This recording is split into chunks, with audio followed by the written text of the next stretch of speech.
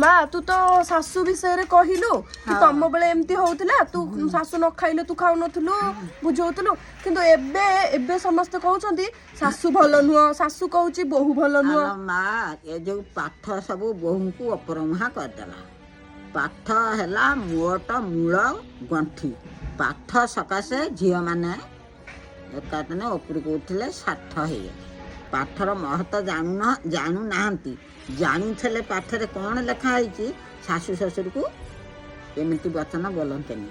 ମାନେ ବୋହୂ କହୁଛି କି ଶାଶୁଟା ଖରାପ। ନାଇଁଲେ ମା ଶାଶୁ ଯଦି ତାଙ୍କ ଓଇଲା ଗୋଟେ କାମ ଦାମ କରିବ ବୋହୂ କହିବ ମୋ ଶାଶୁ ବଢ଼ିଆ। ଯଦି ସେତିକି କାମ ନ କରିବ ସେଇଠି ବୋହୂର ଚାଲିଲା ପାଟି। ଜଣେ ଜଣେ କମେଣ୍ଟରେ ଲେଖିଛନ୍ତି କି ଆଉ ଆମେ ଏତେ ସବୁ କରିକି ବି ଆମ ଶାଶୁ ଆମକୁ ମାନେ ନିନ୍ଦା ଦଉଛି।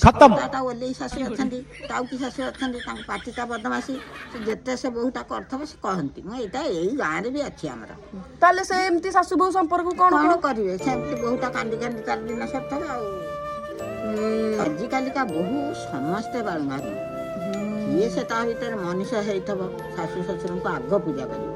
ତା ଭିତରେ କିଏ ଅଗାଡ଼ି ବାଳୁଙ୍ଗା ଧାନ ହେଇଥିବ ସିଏ ତାକୁ ବେଜତି କରିବ ଶାଶୁକୁ ଏ ନ ଖାଉ ଆସେ।